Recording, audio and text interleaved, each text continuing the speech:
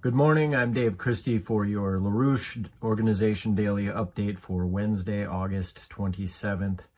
Now, as we have covered in the recent period, we're on the eve of the upcoming series of events beginning in Tianjin that's China, with the Shanghai Cooperation Organization meeting that will start on this Sunday. That, of course, followed by the commemorative ceremony for the end of World War II that will be in Beijing, hosted by Xi Jinping, with a number of dignitaries coming from around the world, including Vladimir Putin.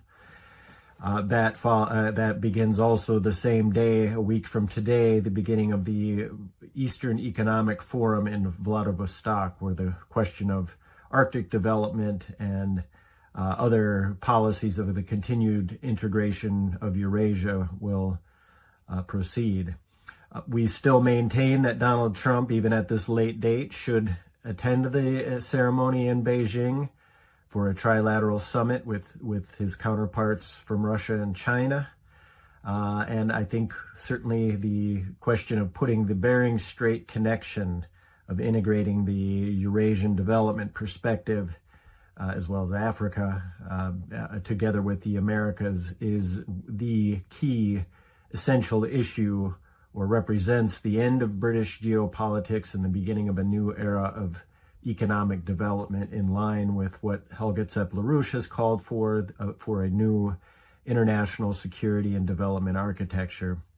Now, I'm going to take up some of the matters of what is called propaganda, but is really the aims of winning hearts and minds, as the British have said it in their counterinsurgency strategy over the decades. But it's the control of information, hoping to control ideas, which are not controllable in that way. But I'll cover this in the context of some of the developments around Russiagate, which, as the LaRouche organization has identified in its white paper, the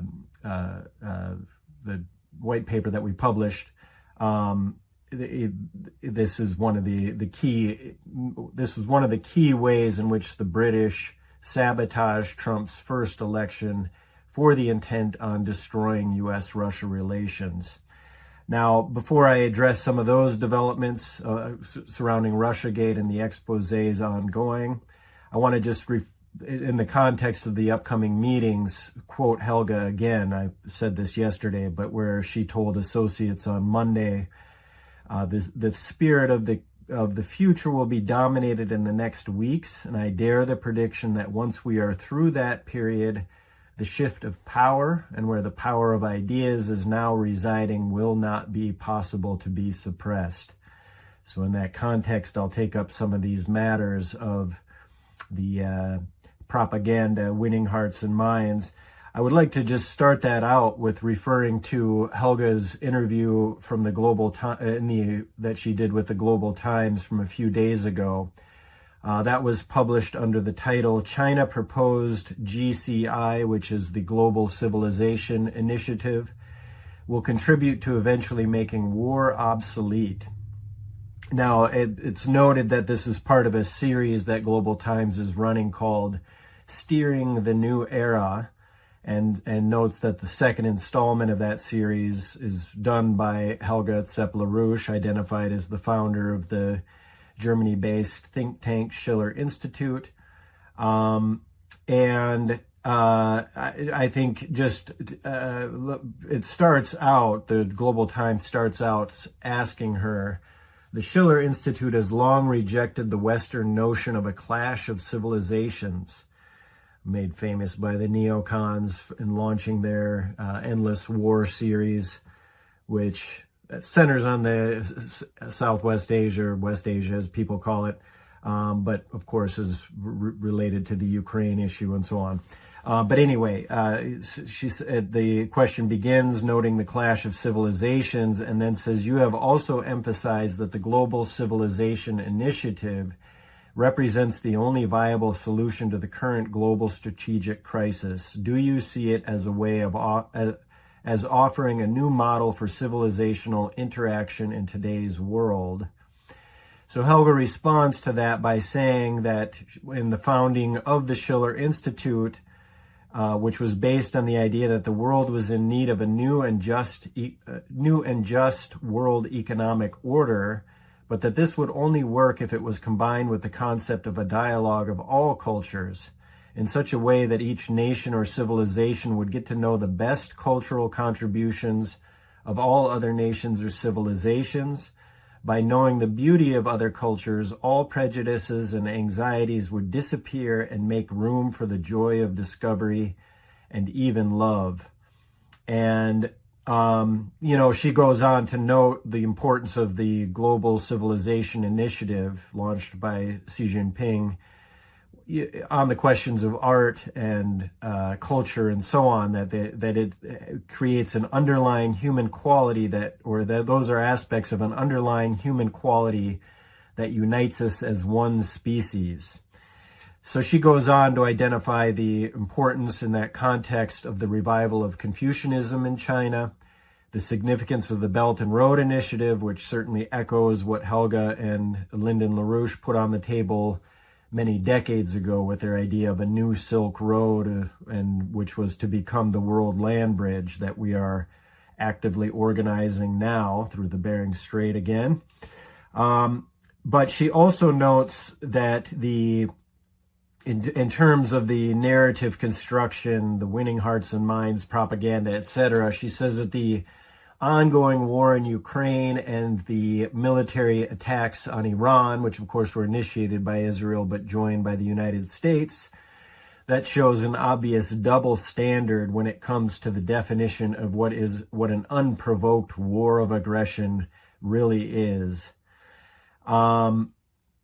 So I refer you to the entire article. I think it's important, some of the other matters that she raises, but I think just on this question of the unprovoked war, which became the narrative for justifying the war, that this was an outgrowth of the concerns of Russiagate, both to sabotage the Trump administration, and as we made clear in the white paper, beyond worse than treason, the actual motive of Russiagate, we identify the British role in pursuing the Russia war, and as well as the sabotage of U.S.-Russia relations, that at the center of the outgrowth of all of the matters of Russiagate indeed became the what became called the censorship industrial complex, with many of those agencies involved.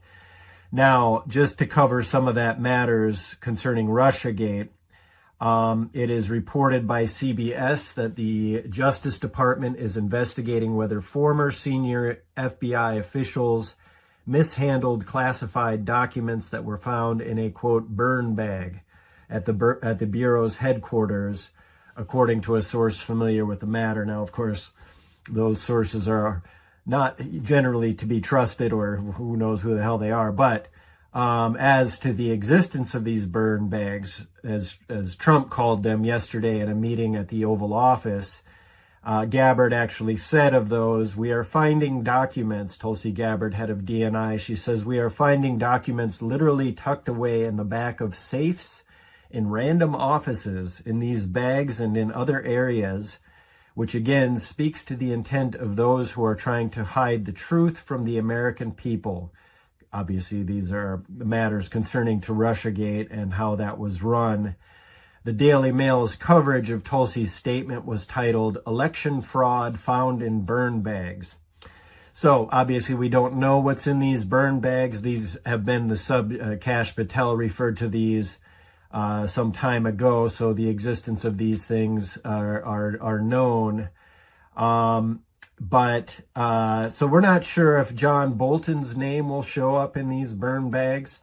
Following the FBI visiting his house a few days ago, Bolton fumed at Trump in a Monday opinion editorial in the Washington Examiner, and took aim at Trump's policy concerning Ukraine and the question of peace there, but moreover U.S.-Russia relations. But he said that Trump's Ukraine policy is, quote, collapsing in confusion, haste, and the absence of any discernible meeting of the minds among Ukraine, Russia, and several European countries and America.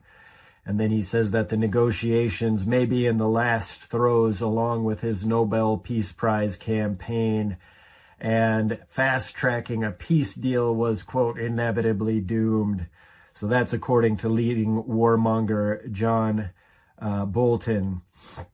I think relevant to what his complaints over Trump's approach on these matters, which inherently is really his attack on even having a dialogue with Vladimir Putin.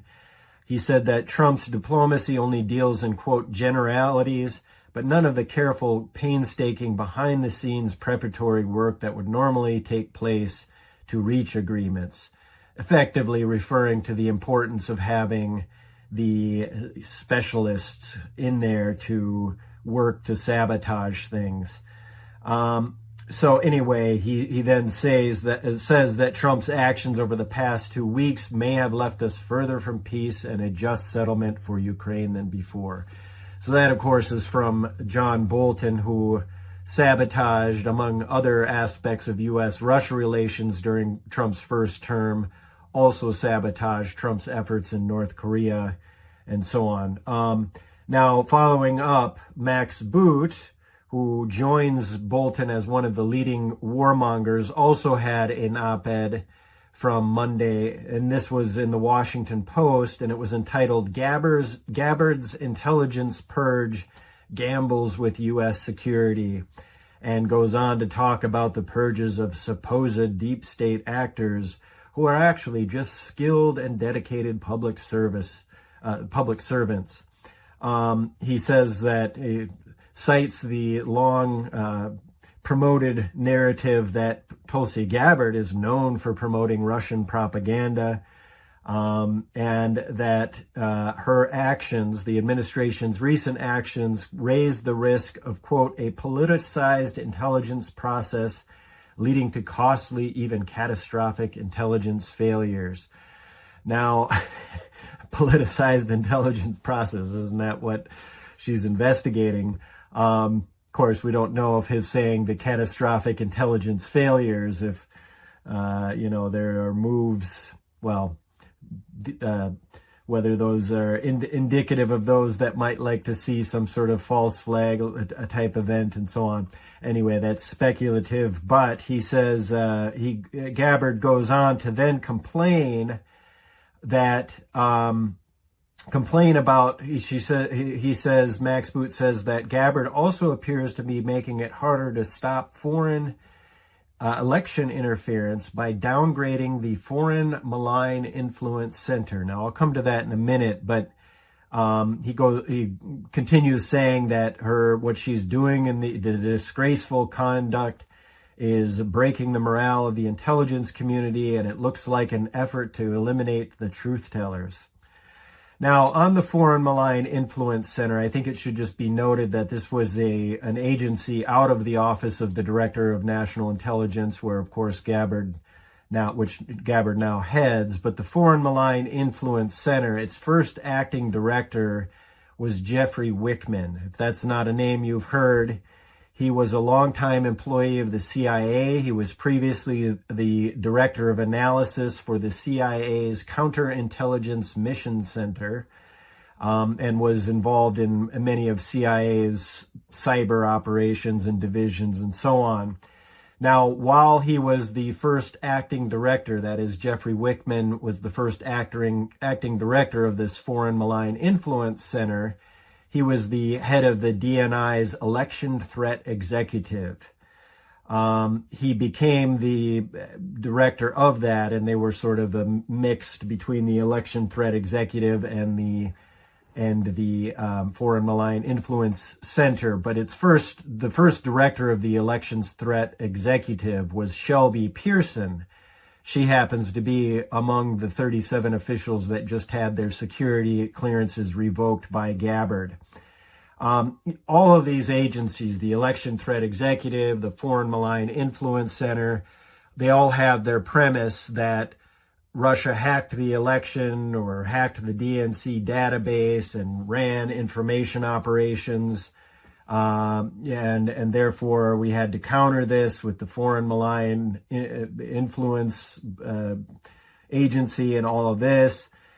Keep in mind that, as we now know, the former head of NSA, Mike Rogers, told John Brennan, Jim Clapper and John Brennan, when they were promoting the idea of the intelligence community assessment that had to include the DNC hack, Mike Rogers told them effectively that he hadn't seen the intelligence. Now, if the head of NSA doesn't see the intelligence, then it doesn't exist. That is, a hack doesn't exist as through the underground, undersea cables and all of this. In other words, it was likely invented intelligence. But a number of these agencies were formed. I've referred to the NSA Cyber Command, so-called Election Security Group, one of whose members, Gavin Wild, was, as was reported in the Rolling Stone article, he was involved in the doing the intelligence community assessment rewrite that launched the whole Russiagate operation. So anyway, we'll find out how these various interagency groups work, their involvement in what is being called a coup d'etat, and obviously all of that as working to undermine U.S.-Russia relations, perhaps a color revolution inside the United States, effectively, as Putin implied, following the election of Trump in 2016, as many of these agencies around the cyber operations were involved in so-called color revolutions internationally. Now, it appears that some among the cyber mafia, the so-called what could be called a public-private partnership of Silicon Valley firms, academia, involved with intelligence agencies from the NSA to the FBI to CISA, one of these created entities in the recent period. Anyway, apparently it looks like the cyber mafia is circling the wagons. Peter Thiel, according to Axios, has created what's called Dialogue, the exclusive forum co-founded by billionaire Peter Thiel and entrepreneur Aaron Hoffman. They want a permanent Washington headquarters. It is said to be invitation only. They're scouting real estate to build a campus in the DC suburbs. And what Axios said is Dialogue, often compared to a tech era Bilderberg, has quietly become one of the most elite and mysterious gatherings for CEOs, elected officials, and intellectual heavyweights. Now, there's more that the Axios article says. I would just say that many of the operatives on the cyber side, including from NSA's what was called the Information Assurance Directorate, which actually apparently Mike Rogers wanted to split off of that is, the former head of NSA wanted to split the Information Assurance Directorate, which was the main agency of NSA that collaborated with Silicon Valley, academia, and so-called foreign partners. You can guess that's GCHQ and others within the Five Eyes layers. But that was all recombined when Rogers left and recombined under the Cybersecurity Directorate, headed by Ann Neuberger, who, of course, was the first head of the Election Security Group, together with her partner, Timothy Hawk, who was just fired as the head of NSA Cybercom. But anyway, the Information Assurance Directorate was part of this integration of Silicon Valley, academia, the foreign partners, and created this kind of public-private partnership that apparently perhaps Peter Thiel and company are trying to ensure maintains. Now, just briefly and a last point on the so-called truth tellers, the real truth tellers that are under fire. One of the photographers from Reuters has resigned over the recent killing of journalists in Gaza. As people probably have seen by now, there was a strike on a hospital known to where journalists would congregate to upload videos and so forth, and was then struck in a so-called double tap by the IDF. Clearly a hit on journalists. I would just note on this that there's a report by the Watson Institute for International and Public Affairs, a reputable institute, so I'm just going to cite what they say, but they claim that since the war in Gaza began October 7th, 2023, that it has led to the deaths of more journalists than the combined total killed during the U.S. Civil War, World War I, World War II, the Korean War, and Vietnam War, as well as the various wars from Yugoslavia to the post-9/11 wars in Afghanistan. So the idea that there's not a targeted assassination of journalists inside of Israel by Netanyahu and his co-thinkers, which of course is designed to ensure that the truth never gets out in terms of what's actually going on in Gaza, which is nothing less than a genocide. So I think, but again, going back to what Helga Zepp-Larouche stated to the Global Times, this enemy image that is created, whether it be Russia, whether it be the dehumanization that occurred in the Iraq wars, whether it be the present disgusting dehumanization that is occurring inside of Gaza, ultimately it has to be resolved through a deeper sense of the beauty of others' cultures, as Helga said to the Global Times, but really as part of what should be the underlying foundation of a dialogue of cultures towards a new internet development and security architecture for all nations on the planet. And that is what we intend to do. And of course, these upcoming meetings could dramatically change the shift of ideas and the balance of the new paradigm, the motion towards the new paradigm, as Helga identified on Monday in discussion with her associates. So that's what I wanted to say for today. Stay tuned to the LaRouche organization for your updates and join in the mobilization.